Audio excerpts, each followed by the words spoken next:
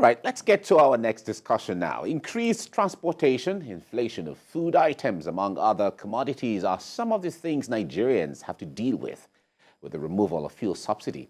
Now, with the price of petrol increasing for the second time in less than 2 months, it has raised the cost of living and transportation in many cities in the country, making it difficult for citizens to commute for their daily lives or daily living.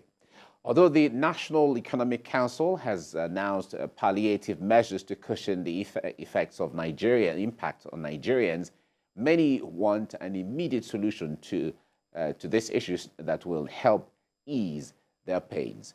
So that's the crux of our next discussion. Joining us via Zoom from the UK is a public affairs analyst, Otumba Olabode Oseni. And also in the studio, we have public affairs analyst, Kelechi Deka. Gentlemen, good morning. It's good to have you both join us. Welcome. Great. Now, good morning, Mike. Thank you for having me. Good morning. It's good to see you, Otumba. Yes, long time. Now, great. Now, Otumba, let me start with you here. Just a few days ago, economist Bismarck Rwani was saying that he was analyzing some issues somewhere, and he said that Nigerians will reap the benefit of some of these policies in the first quarter of 2024. Talking about the policies of the subsidy removal, the unification of the rates of the finance, dollar naira rates, and some other policies that are on ground. But Nigerians are not seeing it that way. Nigerians are looking at what they are facing right now. And when you're talking about the bigger picture, not so many Nigerians see the bigger picture. Please help us make sense of this. Thank you very much, Mike. I wish I could translate this Yoruba adage that says, for those people that eat dog in certain part of Southwest, to prepare a dog as a delicacy is a very difficult one because of so much fat in it. But before then, you must have something to eat. Obviously, there is a lot of hardship in the country, and I don't want to patronize the present government to say, well, maybe their party. They have nothing to do with it. This is a new government, new arrangement, and everything. So the issue of having the present situation we have cannot overemphasize that the large number of people who cannot meet the regular day-to-day life, feeding, and so many things. So if people are showing dissatisfaction as we speak, then you cannot blame them. So I understand, because an hungry man is an angry man. And an average person wants to have something to eat, minimum. If only it's supposed to be 3 times a day, but judging from how it was in Nigeria, 001, 10, whatever, all that kind of thing. So I can understand if they are showing a lot of dissatisfaction with the government and so on and so forth. So I understand that. All right, Otumba Oseni, let's put you on hold and get some other perspective to the issue at hand. Here in the studio, we have Kelechi Deka, and I want to ask about the issue of, or how you read the role of NNPC so far, because there is still some speculation as to, is the fuel subsidy, has it truly removed? Has it truly ended? Has this regime really ended? Those saying that, backing up their, perspective from the angle of the role of NNPC, why are they still, fixing prices, at this time, as against the other argument that, many had, said, okay, what we're seeing now will just, make the prices vary. There'll be more players, more operators in the game. But what is your understanding of, the regime, the removal regime so far? Yeah. First and foremost, starting from your question about the role of the NNPC, from the first time the announcement of the removal of the fuel subsidy was announced, and the NNPC Group Managing Director came on air and started talking about it, a lot of people viewed that with a lot of concern, because, I mean, this is like the Managing Director of Total or Managing Director of ExxonMobil coming out to, kind of dish out government policies on an issue that, shouldn't be the concern of a private company, because we were told that the NNPC has been privatized. But during that period, the NNPC Group Managing Director was speaking as the porte-parole, as the spokesperson of the government on the issue. Then we started raising eyebrows. And a lot of people were saying, if this is truly a private organization, then why is the NNPC Group Managing Director acting as the Minister of Petroleum? So that tells you something. And within the period that fuel price has been increased, within this short period, it's also coming from NNPC. And it tells you that actually they are still the sole importer of the product, unlike what we were told that there are going to be many players in the industry going to bring in fuel. NNPC is still in control. NNPC is still enjoying all the benefits of a monopoly within the sector, and also enjoying the benefits of a government agency that has a leverage, a wider both political and economic leverage of control. So it shows that what we're supposed to be put in place, which is total deregulation, should follow the removal of the subsidy, which means the subsidy, yes, we can say now we are paying. They have removed it, but has the system been deregulated? Has the sector been deregulated? No. From the from what is coming out from the NNPC, it has not been deregulated, and which is what a lot of Nigerians have been shouting about. That if this thing must be done, it should be properly done. As at present, is not properly being done. Let's bring Otumba's perspective also on this issue. Actually, when the NNPC Group Managing Director said that the demand and supply would determine all of the issues right now, that it is now in the hands of demand and supply, Nigerians actually didn't expect that there's going to be a price fixed anymore. If it is demand and supply, then leave it to demand and supply, where if NNPC gets its fuel from somewhere, depending on how much it gets it, we can fix the rate at whatever. If Total or any other one gets its fuel from somewhere else, they fix their own prices at whatever they fix the price. But we still see, the benchmark. What does that tell us? Is it still demand and supply? Well, I don't want to go into area where I'm not well nuanced. That is economic, but I can use a common sense. Again, like I said before, majority of the people are angry because of they find themselves in a situation where they are more poverty, and they are struggling 2 times what it was under the previous administration. And when you start talking economics before an average man, they don't understand. What they understand is what they get day and then, that if you say you remove subsidy, they want to see the difference, what the difference is going to be. For an average educated electorate, we say, oh, if you subsidize something and then you remove that subsidy, that means probably if you are paying 100 naira before and the government has been subsidizing it with another 150, so the thing will go up.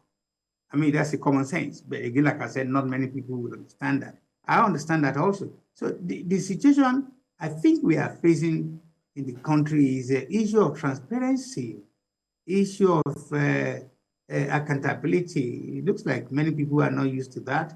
The way governance the past several years, they've not been open, they've not been transparent, they've not been showing the citizens of the country that we are transparent, we're doing this to support you, we're here to serve you, and so on and so forth. It's the opposite. And so if an average Nigerian is now complaining and say, well, look, I cannot see what you are doing, I cannot see the difference, as far as I'm concerned, things are getting harder, you want to start looking at the cause of this, cause of that. But again, normally in governance, it's a system, it's a structure that will regulate a lot of things. But most of these structures, most of these systems are just not working. And that's why I hope and pray that this new government will put everything in place to rearrange, to restructure to redesign many things that are making life impossible for the people they're supposed to govern. So let me now say this. When you look at the offer of the government, of course, there are millions of people that will need some of these cash transfer, but there are also millions of people who say, you know what, let us suffer the first 1 or 2 months, use this bulk of money to generate, to produce a kind of a production line where everybody will benefit, where everybody will be able to pay taxes and so on and so forth. But just to come and say we're going to give X amount of money to X number of people when is a large number of the people in the country are suffering, are poor. You know, I think it's issue of transparency, accountability, acceptability of the people, because they have always been have to deal with government that has not been transparent, and that is, I think, is an issue now. All right, and back to the studio, I want you to just, speak about, some of the points that Otumba Oseni spoke, harped on, especially the issue of accountability and, basically how much government is on the right track or what needs to be tweaked. Of course, you've already established that there were some things that, the government could have put in place before embarking on this, this stage. But in terms of government, the role of the NNPCL now, what do you think it should be like?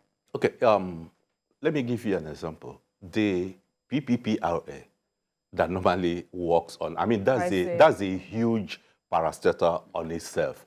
And that was a parastatal that was set up to work on pricing of petroleum products.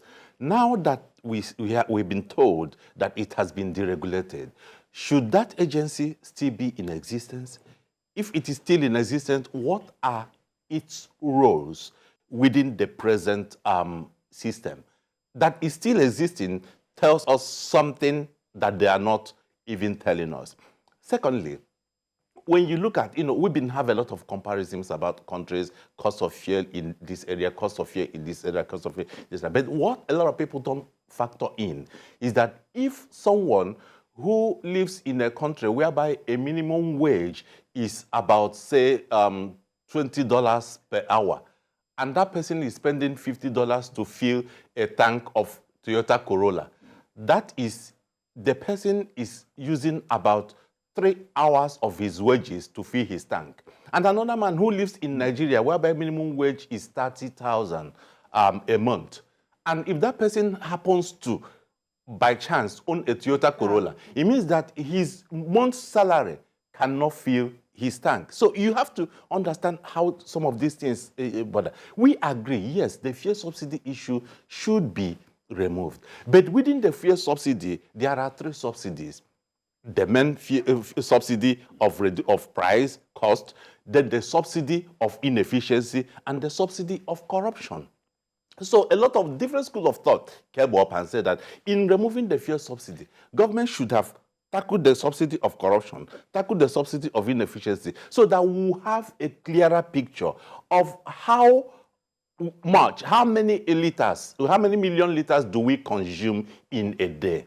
Then from that, then we start talking about whether we are going to remove the subsidy, say 50% or 75%, or we are going to share it between the government and the people. So it was supposed to be, left for me, it should have been a gradual approach while you handle the inefficiencies. But as long as the inefficiencies and some of the corruptions are still within the system and the subsidy is removed, the people are not really bought into the whole story. All right, Otumba, let me come to you. The IMF at the time has said that the removal of fuel subsidy is going to pave the way for foreign direct investment into Nigeria. It's going to increase the GDP in the long run and all of that. Of course, these are all the economic issues here. But from the part of the Nigerian, we have seen there's a report that revenue for this month that is going to be shared by government is almost 2 trillion naira. That's the highest of its kind in the history of the country. We've never had that before, if that report is anything to go by. But we hear that there's almost about 2 trillion naira that the government and sub-nationals are going to share. We've also seen that the smuggling of petroleum products from Nigeria to Cameroon and nearby countries with the subsidy removal has, reduced also. So speak to these issues. Are we beginning to see the benefits of the removal, or there's still something that is still coming ahead that Nigerians are even not aware yet? Again, the brunt, the people that have to bear the brunt are the ordinary people. The people who have lots of money to play with probably will not be sitting down discussing this matter like you and I are doing now. So, and also, there's also this situation where sometimes you say it's a lender's market, it's a borrower's market or whatever. Yeah, the borrower can, the usual thing is somebody who wants to borrow you money will say, how are you going to repay it? But then again, the lender. So you can tell the lender is how you want to pay it. So we also, Nigeria with all area of being great, can turn around and say, this is what we want. Then again, this issue of trillions and trillions here and there, again, the ordinary people don't know what you and I are talking about. But what they know is that it's biting. They are suffering. What causes, you cannot just sit them down and say, it's because you borrow so much money. They sometimes say, what did you borrow the money for? Where are the infrastructure? What were the monies spent on? Where are the bridges? Where are the roads? Where are the schools? Where are the healthcare? Where's all those kind of things? They got nothing for it. And this is where, again, I said, the issue of corruption, transparency, impunity, just doing whatever they like, should be stopped. And I think this government has all what it takes to do that.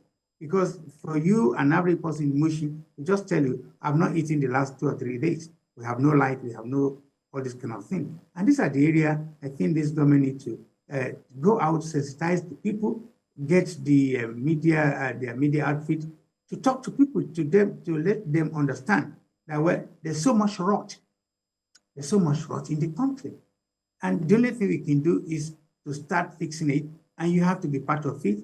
There might be a time where you and I, and also that brings me to where the presidency, the NAS, needs to start showing an example. They need to start showing the people that we empathize with you, we understand what you are going through. Not this time that an average legislator want to go for Toyota made in Japan or whatever, that will cost the country billions, and the ordinary 30,000 naira are not being paid.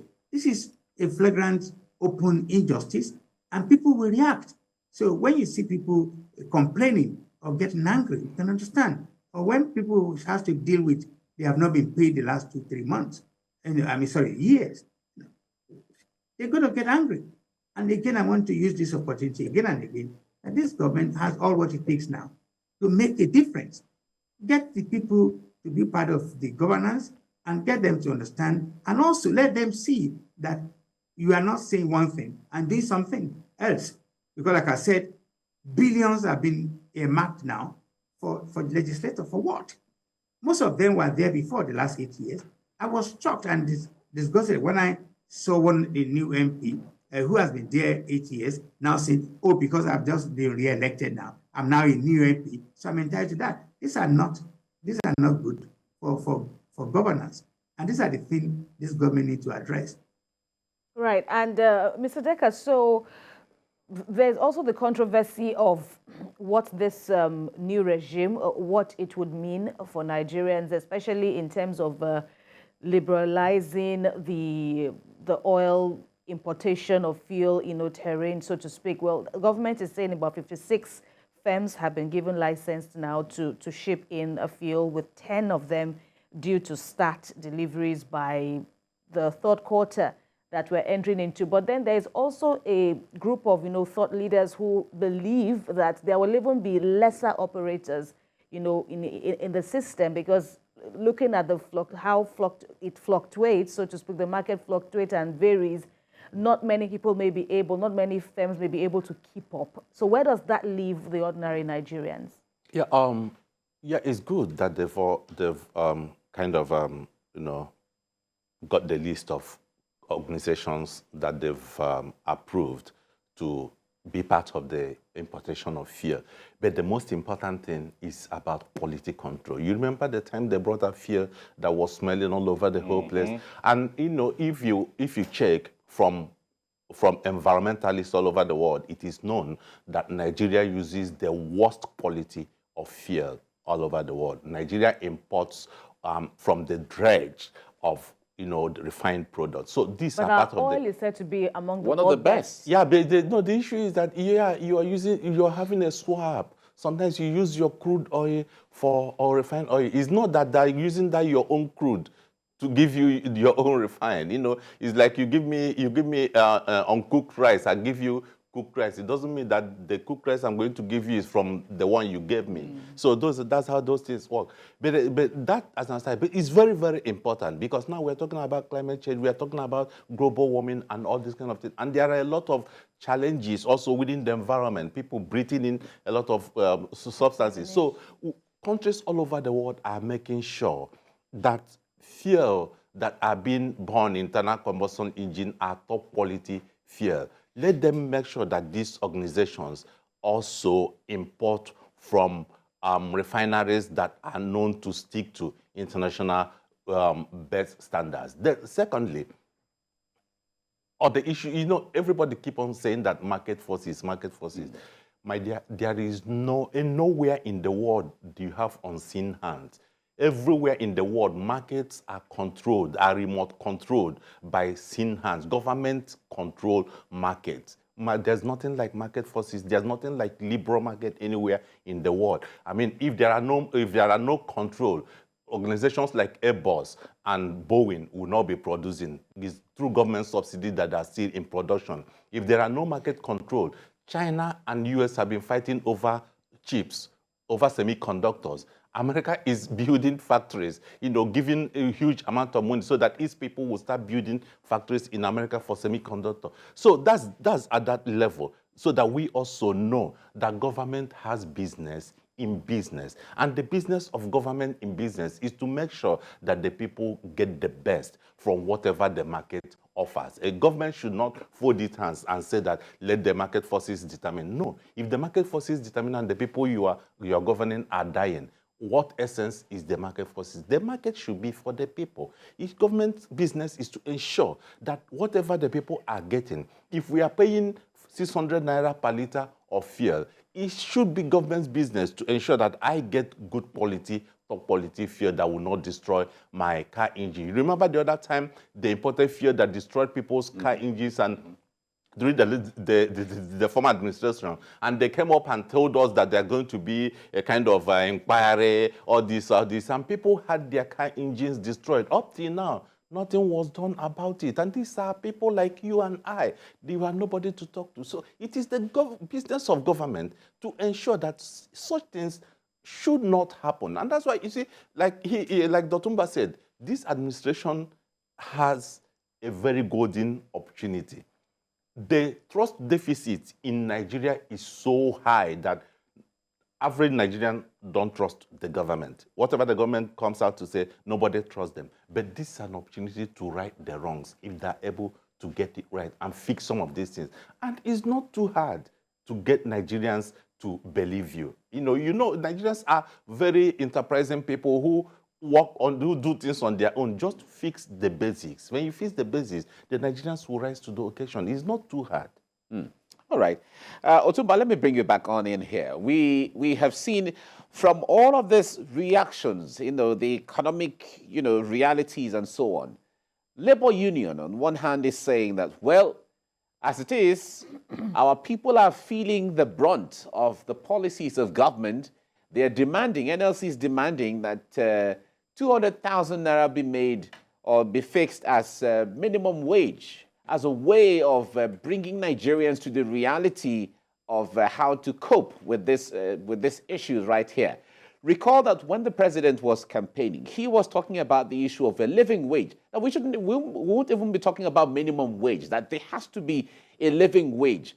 All right, there hasn't been a peg as to what that living wage is, but speak to us basically, if we have to peg it even at 200,000, do states have the capacity to pay that money? Does the system right now have the capacity to pay 200,000 naira as minimum wage? Thank you. Again, we don't need magic here. We don't need any special ones to find out what the minimum living wage should be. All what the government needs to do is to set a board or set a commission or agency to do a nationwide survey of how much do we need for an average person to live, not comfortably, but normally. An average Nigerian is not asking for anything too much. They're asking just for a normal life. And again, I don't want to start comparing life in Nigeria to what we get in Europe. There's a large number of poor people in Europe, but what government does is to mask it. They just mask it, cascade it, just make sure that it's not shown. Nigeria can do that, and I want to repeat: this government can make a difference because the amount of goodwill that's available and not available, the government can strike a balance and say, you know what, and it, more or less as it is, with the level of volatility that some people are saying, we like this president, we don't like it. The only thing left is just to do the best, give an average person no room to complain. And not to complain, again, like I said, are just simple things.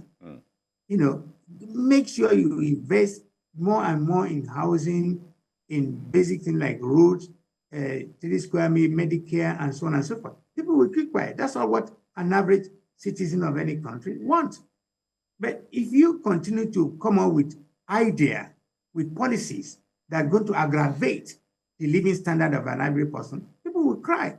And they will not be crying because the president is this. They will be crying because of the policies coming out from this government is not so favorable. It's too harsh. So the price control of many things can be controlled, can be measured through different ways and methods.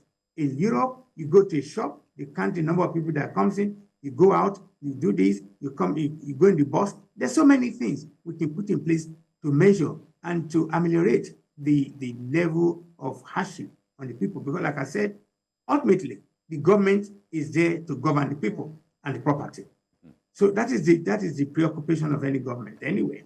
So they're not there to allow to see that a certain segment of the society are riding so high. They're going to order their breakfast from London, or they order everything, toothpaste from Japan and all that kind of thing. That has to stop. You must at least bring that kind of leverage to a level where the ordinary man will say, oh, this is a good government, and you cannot do anything about it, than to make sure that people enjoy basic things of life. This basic thing of life is not difficult to come by because we have resources. We are so blessed. We are so blessed. Mineral resources, we have it too much. Human resources, we have too many of them. So what are we doing with it? And again, I want to go back to the issue of the legislators. I think they are perpetrating atrocities by asking for so much in the middle of people having nothing. I think it's very, very sad the way people look at them from outside and say, what kind of people are these?